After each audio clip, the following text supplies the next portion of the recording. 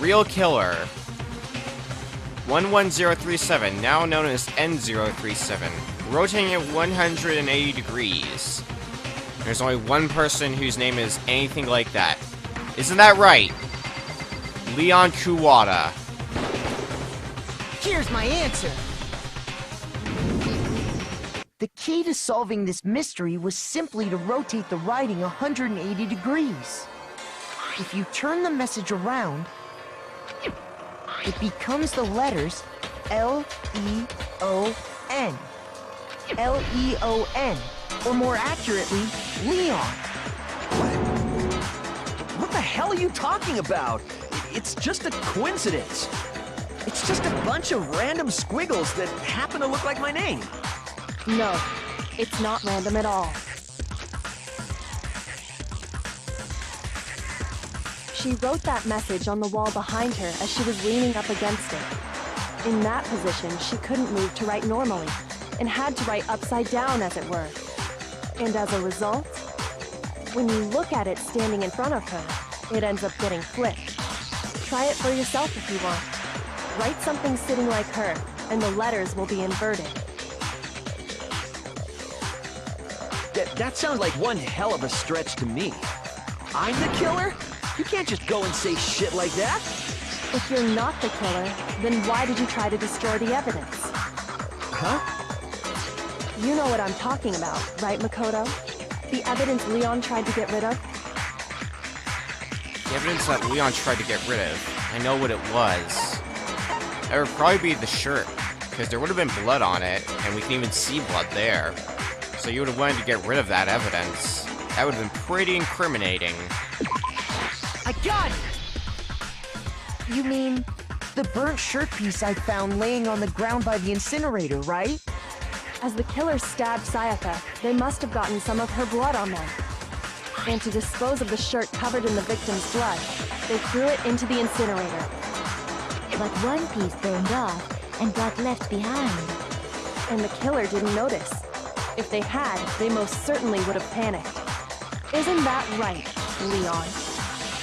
But is one scrap of fabric enough to conclude that Leon is guilty? Whoops, I skipped over dialogue. Thank you, controller. But all we saw is Leon going whoa, whoa, whoa, whoa. That's all we missed. Yeah, I mean, Leon's not the only one wearing a white button-up. That's right. There are plenty of other people here with shirts like mine. With just that one little charred piece, there's no way you can say for sure who it belongs to. You're right. That alone isn't enough. But there are some other points that may reveal the truth. Are you finally starting to understand? The answers to all the riddles are right here. Yeah, I think so. Burnt remains of the button-up shirt, which the killer wasn't able to get rid of. There's something about we need to pay attention to in order to figure out who's responsible. When it was disposed of, it was probably not long after the killing took place. Where it was disposed of, I think we've already confirmed that's at the trash room. So maybe the how is what we should focus on. I got it! If you look closely at how the shirt was disposed of, we should be able to figure out who the killer is. Oh yeah, that's a good point. I think I know what you're gonna say. You can't reach the incinerator without opening the gate in front of the trash room, right? And obviously, you wouldn't be able to hit the switch to turn it on either. You'd need the key to get in, and the one with the key was the person on cleaning duty. So the killer had to be whoever was in charge of taking care of the trash, right? Interesting. No, that's wrong. There was another way to use the incinerator without being the one on cleaning duty. And that's exactly what proves that Leon is the real killer.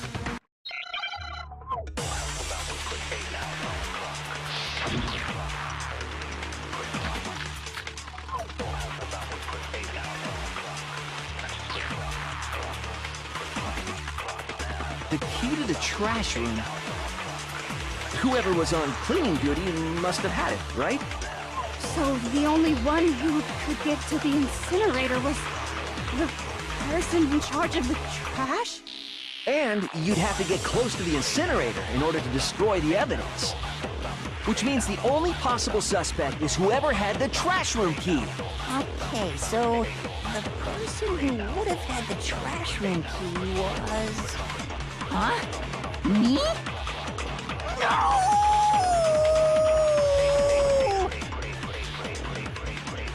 Is it really impossible to have destroyed evidence without the trash room key? No, I'm sure there was another way. The key to the trash room. Whoever was on cleaning gets so the only one who wasn't in charge of... And you'd have to get close to the incinerator. No, that's wrong.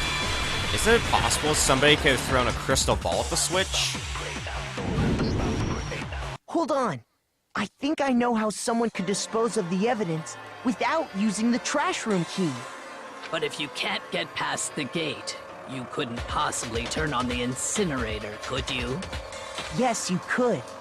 If you used this. What is it, some kind of glass ball? It's busted to hell. Actually, it was supposed to be a crystal ball, but, But how would you use it?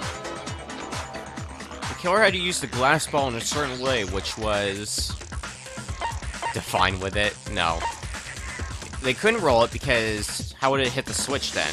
The only option is they could have thrown it. I got it! The killer simply took aim at the incinerator switch and threw the ball through a gap in the gate. All they had to do was hit that switch, and the incinerator would come to life. Someone threw that through a gap in the gate? Remember what you said before, Hifumi? Huh? Someone turned the incinerator on. Very strange. I'm quite certain it was off last time I was down here. Perhaps it was the work of a fairy. Hifumi had the key, so the only way the incinerator could have been turned on without his knowledge was because the killer was able to hit the switch without opening the gate. Once they got in the incinerator going, all they had to do was ball up the shirt and toss it in. Hey, come on! What the hell is this? All you have to do is look at the scene to know that the killer never actually went inside the trash room. The shards of broken glass, the incinerator left running, the piece of shirt that escaped the fire. If the killer had been on cleaning duty, the evidence would have been taken care of much more thoroughly. Wait, no, just hold on. But the distance from the gate to the incinerator has to be at least 30 feet, right? The pinpoint accuracy you'd need to throw a glass ball that far and hit something that small. Could someone really do that? That's right. There's no way. It'd be impossible. Difficult, absolutely. Impossible? I don't think so. Because the killer is... It wouldn't have been much of a challenge at all for the killer because... they were the ultimate baseball star. I got it! Because the killer is the ultimate baseball star. Isn't that right, Leon? Do you have any idea how stupid you sound right now? A target 30 feet away would surely be little challenge for the ultimate baseball star. You can't be serious. I'm not the killer! These goddamn shepherd brains have got it all wrong, I'm telling you! You still won't admit it? Okay then. Makoto, go ahead and review the incident one more time to make his crime perfectly clear. And with that, we can end this. Listen to me! What the hell do you mean, end this? Say what you want, Leon. But all the questions have been answered, and the truth has been revealed. Now here's what happened. The closing argument is about to begin. Would you like to hear more? Of course. Every case has one last element to bring the class trial to an end. This is the closing argument. In this phase, you'll give a complete summary of the case. You'll have to reproduce the flow of events for the case in the form of a comic book. However, you'll notice that in the comic, there are a number of pieces missing. It's up to you to complete the comic using the provided truth panels. Also, if you take aim at a missing select section and press the X button, holy cow, you get a hint that might lead to a breakthrough. Well then, good luck and have fun.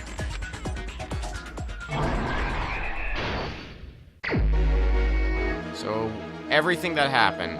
Everyone was seeing the crime. The incident began when the killer entered. First, when Sayaka attacked the killer with the knife, they noticed something in my room. That would have been... let's see here. That would have been this, the sword. They used that object to deflect Sayaka's attack, which is why that evidence was damaged. That's where the sword was used to block the knife. After the killer countered Sayaka's attack with an attack of their own, what did they do next? Looks like they were preparing to kill Sayaka with the sword. They forced the bathroom door open. The only logical way they could have done that was... the screwdriver to open the bathroom door. After she was stabbed, Sayaka used the last of her strength to leave something behind. That would have been the dying message.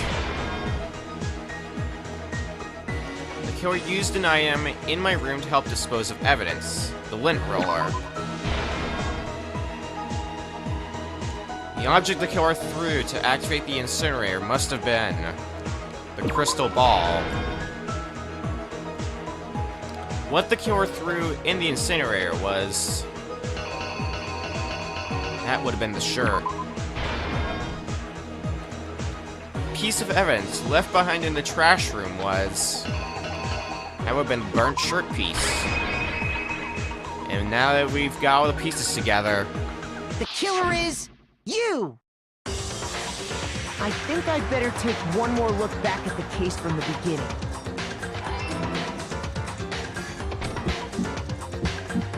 Last night, the killer went to the room Sayaka was in. In other words, my room. From what we can tell, Sayaka invited that person there intending to kill them. She attacked them with the knife she'd taken from the kitchen earlier.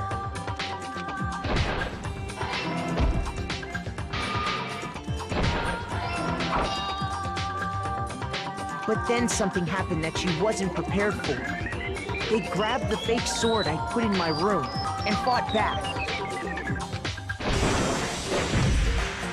During the struggle, a strike from the sword broke Sayaka's right wrist. And that's when she lost her grip on the kitchen knife. Finding herself cornered, Sayaka panicked and ran into the bathroom. The killer went after her, but couldn't get the bathroom door open. What they didn't know was that my bathroom door got stuck easily, and there was a trick to opening it. Sayaka knew about that because I told her, but of course the killer had no way of knowing. So instead, the killer forced the door open, took the kitchen knife,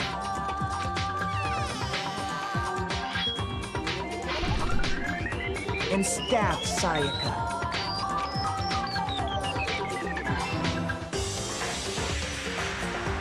But with what strength she had remaining, Sayaka left a dying message.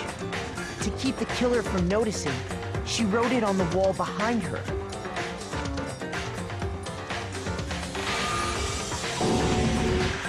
And with that, all her strength was gone. With Sayaka dead, the killer quickly began destroying the evidence. First, they took off their shirt, which was covered in their victim's blood.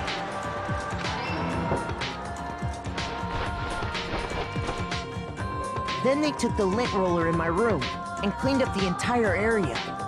They wanted to make sure they got rid of any trace they'd ever been there.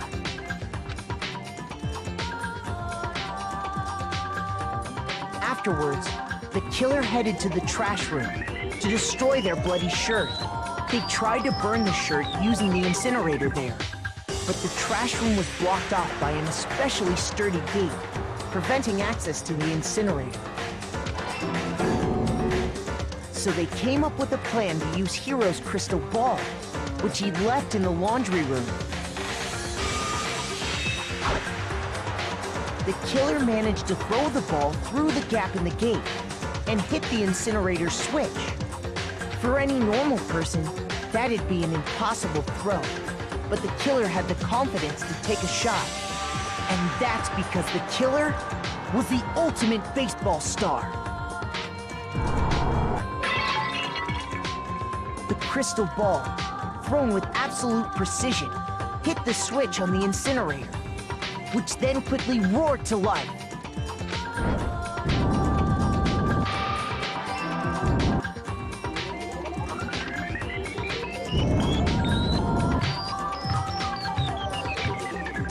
Having destroyed the final piece of evidence, they left the area with, I imagine, a sigh of relief.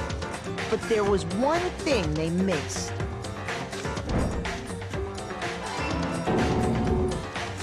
Part of the shirt they'd thrown into the fire burnt away and fell out of the incinerator.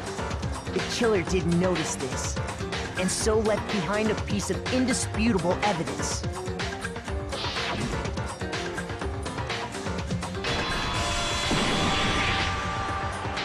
Isn't that right, Leon?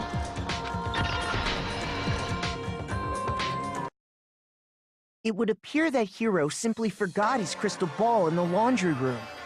You went there to try and wash the blood out of your shirt, and that's where you saw it, right? Seeing the ball, you thought of a way to take care of everything. So, Leon, do you object to anything that's been said? Do I object? Hell yes, I object! Of course I do! I object! I object! I object! I mean, all of this is just a bunch of stupid theories! You need evidence! Where's the evidence?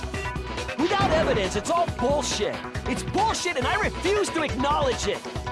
Well then, I guess this is as good a time as any to present the evidence that proves you did it. Makoto, I believe you're in possession of that evidence. I have the evidence? Your first bullet time battle is about to begin. Would you like to hear more? Of course. Sometimes during a class trial, your opponent simply won't want to hear what you have to say. When this happens, you will engage them in a head-to-head battle. We like to refer to this as the bullet time battle, aka the BTW. During the BTB, you want to destroy your opponent's statements in time with the rhythm. Match your button presses with each tempo marker as they move across the screen and reach the center. You can also tap the bottom right section of the screen. Tap or press the X button to lock on to an opponent's statement. Destroy the statement you've locked onto with the triangle button as the tempo marker reaches the center. You can also destroy the statement by tapping the screen. Use this method to deal damage to your opponent. If you can't pull it off, you'll be the one in pain. Do this consecutively and you'll start a combo. Keep this going and you'll initiate a tempo up. On the flip side, if you keep missing, you'll get into a tempo down situation. When the tempo changes, so does the timing for hitting each button or tapping the screen. So watch out for that. Deal enough damage to your opponent and their weak spot statement will appear. At that point, you can press the triangle button to shoot it down with a truth bullet like any other statement. You can also tap the screen to shoot it. Refute their statement fast enough and you'll come out victorious. But just like before, if your influence gauge reaches 0 or you run out of time, you fail. Well then, good luck and have fun. When the killer broke the bathroom doorknob, they didn't use anything from your room to do it. So what did the killer use? What did the killer use to take apart the doorknob? I refuse to acknowledge you! You're stupid! Stupid, stupid, stupid! Stupid, stupid, stupid, stupid, stupid, stupid, stupid! I have to show indisputable evidence that Leon is the killer. I need to figure it out.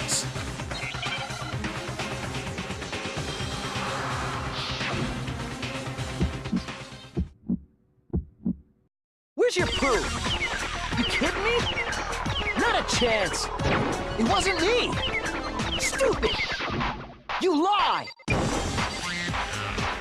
Shut up! You kidding me? Not a chance! You lie! Where's your proof? You kidding me? Not a chance! It wasn't me! Stupid! You lie! Shut up! You kidding me? Not a chance! You lie! Where's your proof? This should prove it. Our toolkit showed no sign of being used. The screws on the bathroom doorknob were removed. I wonder what kind of tool the killer used to remove them. I mean, it had to be a screwdriver, right? Oh yeah, I'm pretty sure the toolkits we got each had one inside. And that must be what he used. There aren't any other tools anywhere. But the toolkit in my room had clearly never been used. That's because the culprit didn't know it was your room. They thought they were in Sayaka's room. Only the boys got toolkits, so the killer naturally assumed there wouldn't be one in there. Okay, then whose toolkit did the killer use? Stupid, stupid, stupid! It had to be their very own toolkit. Stupid, stupid, stupid, stupid, stupid! Leon, would you mind showing us your toolkit? If I'm right about this, then the screwdriver will show some evidence of being used. Stupid, stupid, stupid! Huh? And if you say you used it for something else, you'll have to explain exactly when, where, and why. And let me say this right now. I lost it isn't an excuse at this point. Stupid. Stupid.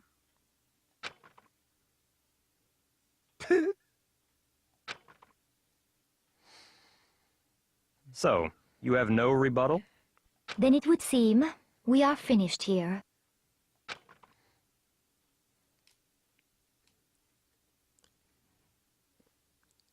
And so, that is the end of the first case. Hey, perfect score. And this is that method of getting monocoins I spoke of earlier. Going through the class trials is the much more efficient way to get monocoins because you can play through these trials as many times as you want to, and in turn continue getting monocoins. Okay, before we go on, I want to bring attention to those trophies that you're seeing show up. For some reason, the trophy description says that you have to clear every trial to get those trophies. That is misleading. It's only one trial. So now moving on. Looks like you've reached your verdict. Then are we ready to cast our votes? You all have a lever in front of you. Use it to make your selection. Oh, just to remind you all, make triple sure you vote for someone.